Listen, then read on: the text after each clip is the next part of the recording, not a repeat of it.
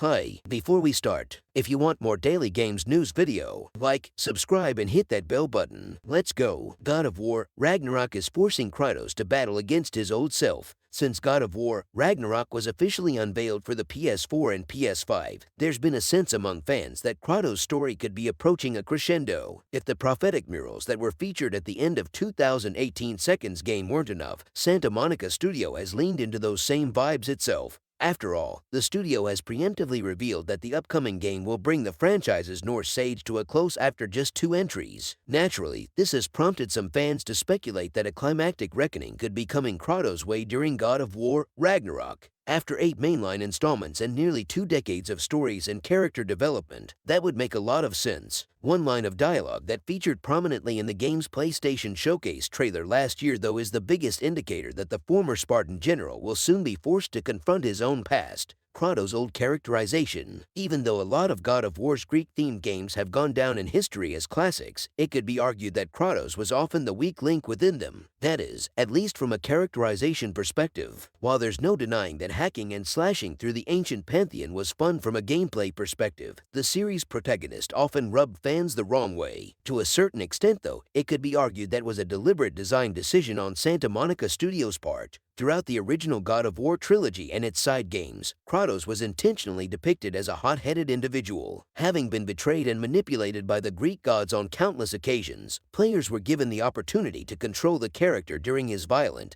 and often murderous quest for revenge. While Santa Monica Studio avoided depicting the Greek gods as sympathetic victims, it also crucially steered clear of ever portraying its main character as a true hero. This was partly how Santa Monica Studio was able to push Kratos' violent acts to the extreme. While there were fleeting moments of levity, as seen within his and Pandora's relationship in God of War 3, most of his decisions erred on the murky side of morality. Between the accidental murder of his family and the death of millions of innocent people following Greek mythology's collapse, it's fair to say that Kratos' past is defined by tragedy, violence, and anger. Kratos' general rage. 2 lines of dialogue in the God of War Ragnarok PlayStation Showcase trailer suggest that Kratos is going to be forced to address his past head-on during the sequel. In response to the Greek God of War's refusal to engage the Norse pantheon directly, Atreus can be heard demanding that his father look at the situation as a general. Painfully aware of how that mentality has caused immense suffering and destruction in the past, Kratos reacts with visible anger. Having utilized his rage to wage war previously, the character is now adamantly against war out of fear that his old self could resurface. If nothing else, it's worth keeping in mind that part of Kratos' characterization within the Greek saga was his Spartan upbringing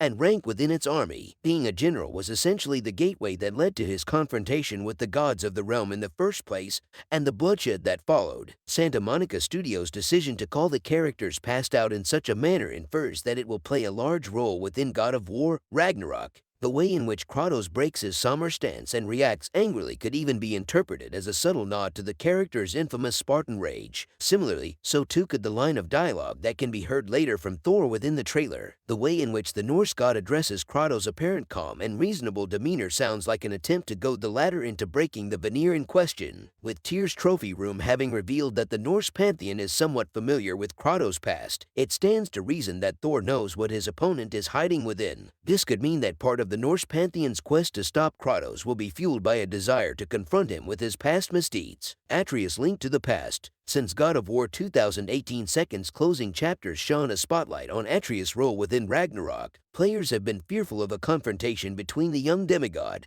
and his father. Thanks to references to Loki and a mural of Kratos seemingly dying at his son's hand, there's been a sense that the Spartan general's past was set to catch up to him. From a narrative perspective, this would make sense. Even though Kratos has taken visible steps to try and atone for what he's done, facing the past head-on is a big part of securing true redemption. Atreus intentionally or unintentionally calling out Kratos' murky past during that one line of dialogue suggests that he himself will play a significant role in his father's quest. Based on the God of War franchise's cyclical history, some fans have speculated that the confrontation between the two could end up being violent and bloody. After all, so far Zeus and Kratos have already established a tradition of patricide within their family. In some respects, the cycle being maintained would almost be fitting narratively as a result. However, other conversations between Kratos and Atreus suggest that the former's past won't lead to familial infighting. It's clear that Atreus is desperate for answers from the Norse pantheon in relation to where his destiny company is heading, while he can be heard begging his father to change his tactics and testing his patience with references to Faye, there isn't really bad blood between the pair. How Kratos is forced to battle his past could end up being an internal fight rather than a physical one. It's possible that the idea of Atreus killing Kratos might be a clever piece of misdirection on Santa Monica Studios' part. It seems just as likely that the son's insistence that his father employ his older tactics will be the catalyst that gets him killed in the end. Battling his past head-on could either make the war worse or end up leaving him vulnerable thanks to his personal growth. Instead of the mural being a literal snapshot of the future then, it could be interpreted more symbolically. Thanks for watching. Don't forget to like and subscribe.